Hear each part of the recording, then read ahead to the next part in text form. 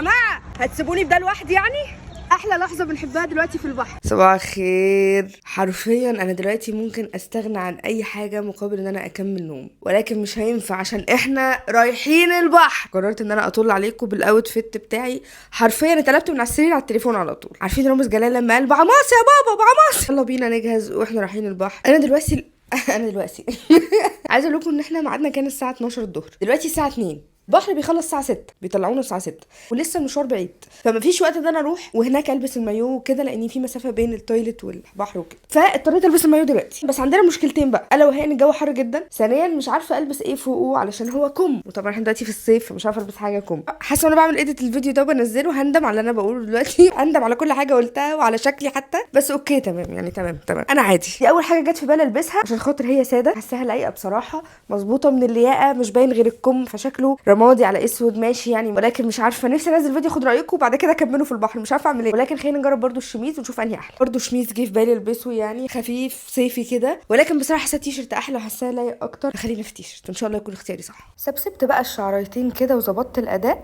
ايه الاوتفيت الجامد ده بجد، انفع فوت بلوك انا لسه ما فوتش يا جماعه، لسه ما فوتش، انفع فاشونيستا. ودلوقتي الاوتفيت بقى جاهز، يلا بينا عشان بصراحه مش قادره استحمل شياكتي يا جماعه هتسيبوني بده لوحدي يعني؟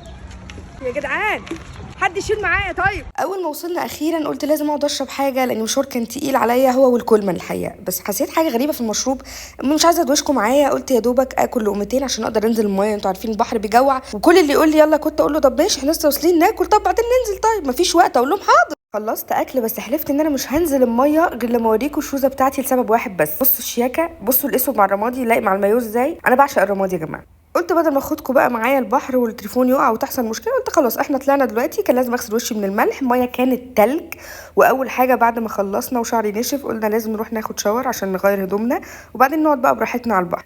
ما حدش ركز مع شعري، قمر طبعا قمر زي ما انتم شايفين. لا هنا اتخضينا عادي، كنا ناسيين حاجات رجعنا جبناها بسرعه. احلى لحظه بنحبها دلوقتي في البحر احنا رايحين الكانتين. صفرت لهم بقى علشان نجمع ونروح نختار الايس كريم، عشان دي فكره الايس كريم طبعا، عارفين فايبس المصايف بتاعت زمان، هي دي بتاعتنا الساحل الطيب بقى. المهم قعدنا ننقي كده ونشوف كل واحد هيختار ايه بتاع ساعه، وبعد بقى ما استقرينا وخلاص اخترنا جينا بقى لا ما سمعتش قعدنا بقى نستمخمخ على البحر كده وناكل الايس كريم برواقه، وهوبا ايه اللي حصل؟ الايس كريم بتاعي احنا جايين ناكل ايس كريم عادي، مش عارفه نوصل هنا ازاي، ولكن طبعا انا عندي الحل، ما اكيد اصل ايه يا جماعه، بس مش هينفع تترمي يعني انا هعيط، انا كنت هموت عليها.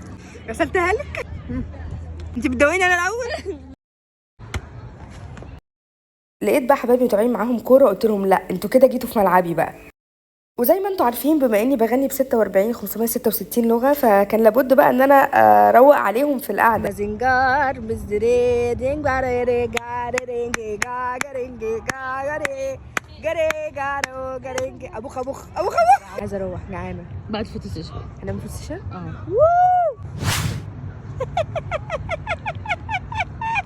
كنت عملت جعانه